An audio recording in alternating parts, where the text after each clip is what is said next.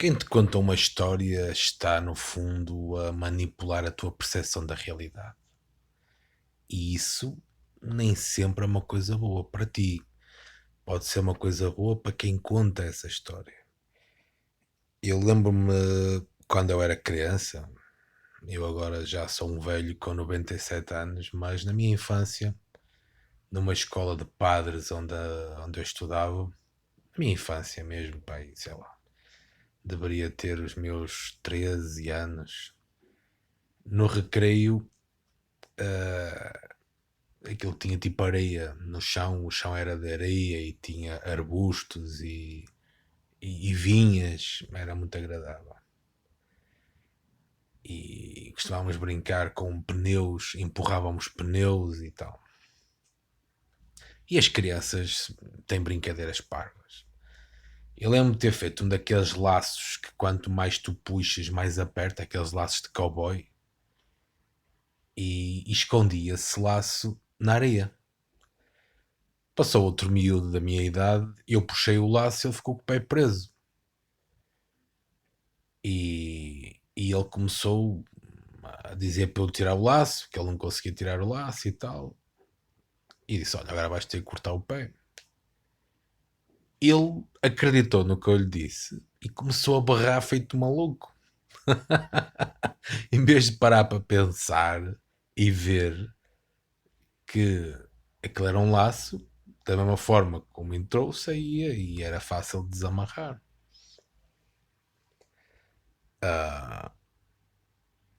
Lembro-me há uns anos atrás, numa palestra que fiz, em que eu falava sobre neurolinguística, ou seja, a forma como as tuas palavras criam a realidade na mente das pessoas que te ouvem. E eu dava o exemplo, se eu disser um macaco verde sobrevoa as areias do deserto do Sahara, para que tu possas entender o que eu acabei de dizer, tiveste que criar uma imagem na tua mente de um macaco com asas verdes a sobrevoar as areias de um deserto, certo? A tua mente, para entender aquilo que é dito, precisa de converter as palavras em imagens. É por isso que ler um bom livro é tão interessante, porque a tua mente cria cenários. Bom, e para ilustrar esse conceito, eu pedi que toda a audiência fechasse os olhos e sugeri que imaginassem uma aranha a descer da testa até à ponta do nariz e estava a sugerir-lhes que eles iriam sentir comichão na ponta do nariz e iriam coçar o nariz. Alguns coçaram o nariz. Uma miúda que lá estava, que tinha pavor de aranhas, creio que se chama aracnofobia, teve uma crise de ansiedade, teve dificuldades em respirar, começou a hiperventilar. Olha só que interessante, como é que uma palavra que eu disse, um exercício que eu disse em 30 segundos, criou uma reação de medo tão intensa ao ponto de afetar a respiração daquela pessoa.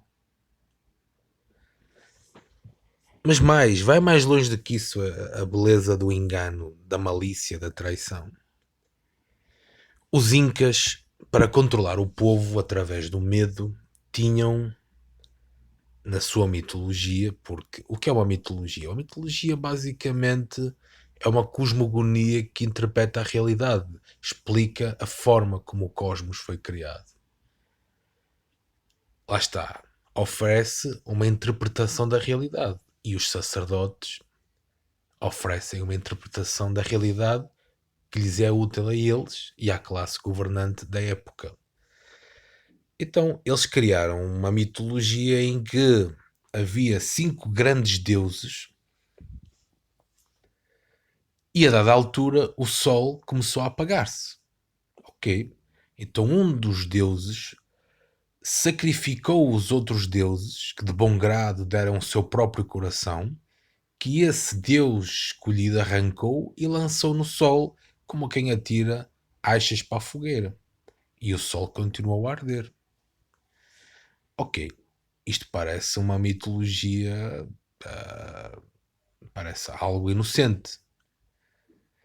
Só que não, porque em função dessa mitologia, os sacerdotes diziam que para que o Sol continuasse a arder, deveriam ser sacrificados 100 indivíduos por dia, ou seja, deviam ser mortos, os seus corações deveriam ser arrancados pelo sacerdote, lançados numa fogueira, para que o Sol continuasse a arder. É uma mentira, mas foi uma mentira que matou bilhões de pessoas na época Inca.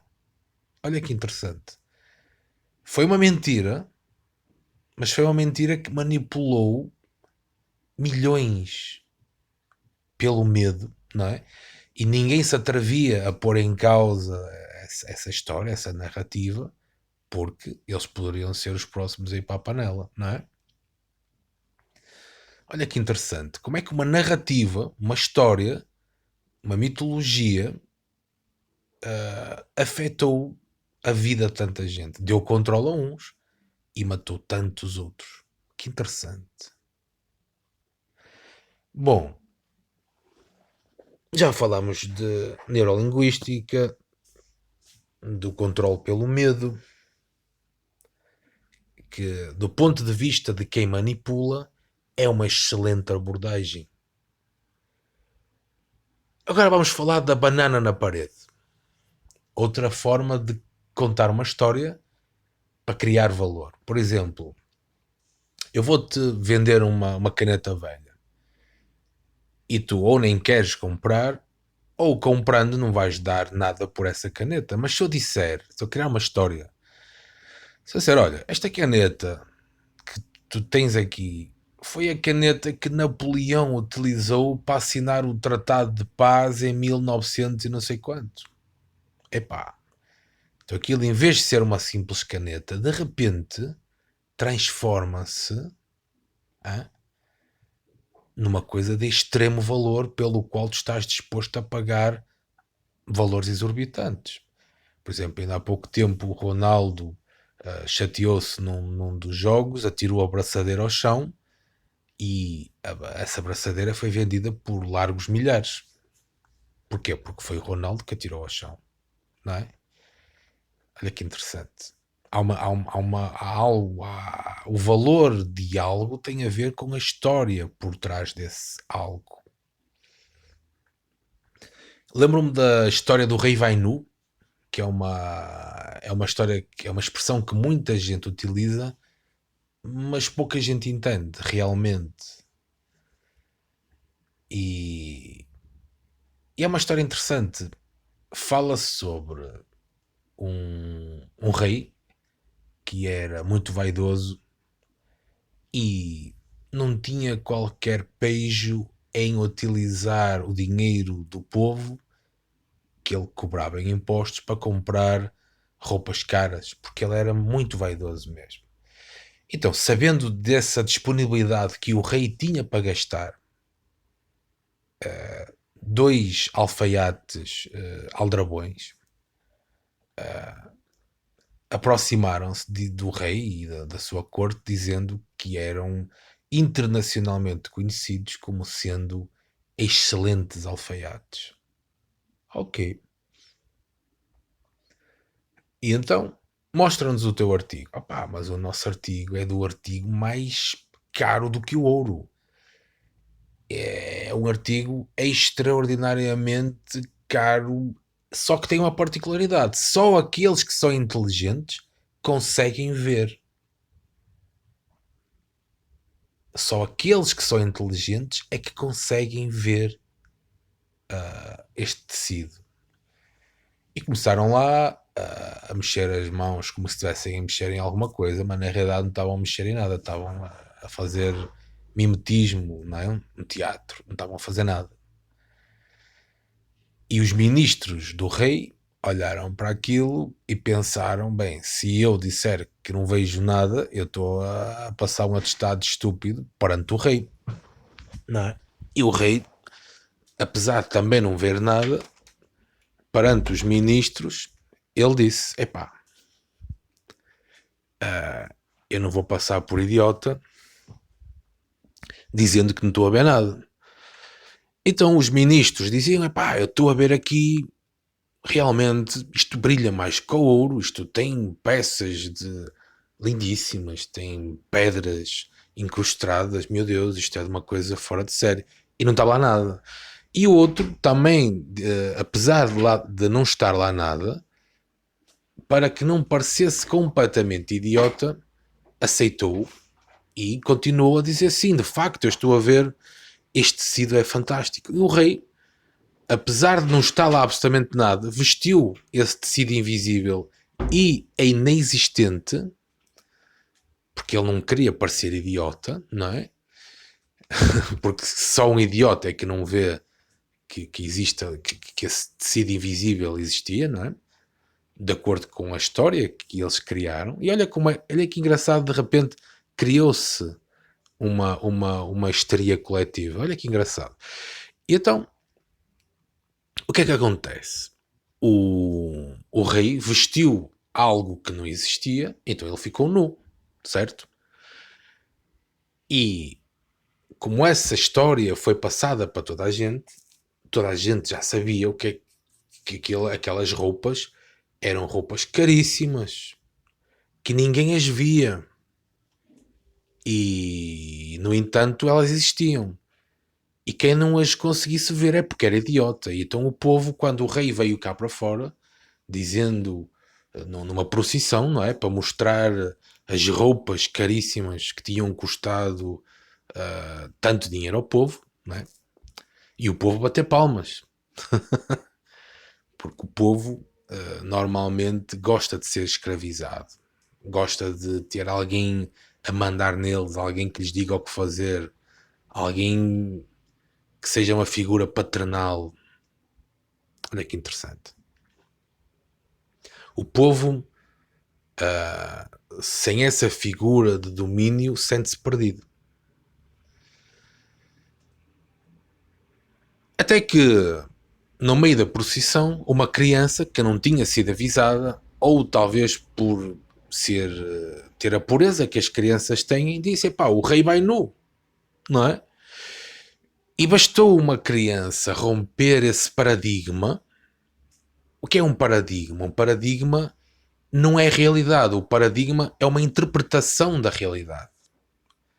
A tua realidade é o que tu és porque tu percebes a tua realidade da forma que tu percebes a tua realidade. Certo? Na medida em que tu mudas a tua percepção, a tua realidade muda. Então a criança representa esse rompimento de paradigma, a pureza, a simplicidade. Ela disse: o rei vai nu. E de repente toda a gente admitiu que o rei efetivamente ia nu. Ou seja, às vezes basta uma pessoa tomar uma postura que rompa um paradigma para que um paradigma caia. Eu dou-te um exemplo interessante. Houve muitos recordes mundiais que sempre foram considerados impossíveis de ultrapassar, e depois de um atleta ultrapassar esses recordes, facilmente todos os outros os ultrapassavam. Ou seja, muitas vezes os teus limites estão na tua própria mente. E acerca desse conceito de rei vai nu, que tu pensas que é algo que pertence à fantasia, dou-te um exemplo muito concreto do passado recente. Houve aí uma exposição em que o artista colou uma banana com fita cola à parede e deu uma explicação, de certo, extremamente convincente do que aquela banana representava em termos artísticos. E acho que o diretor da exposição, ou do museu, não sei, não me lembro, comprou aquilo por 108 mil euros. Ele comprou a banana colada com fita cola à parede por 108 mil euros. Será que ele comprou a banana ou comprou a explicação da banana? Não é? Pensa. Até que houve alguém que, a meio da exposição, comeu a banana. Interessante. Deixe-vos com essas considerações filosóficas. Até mais.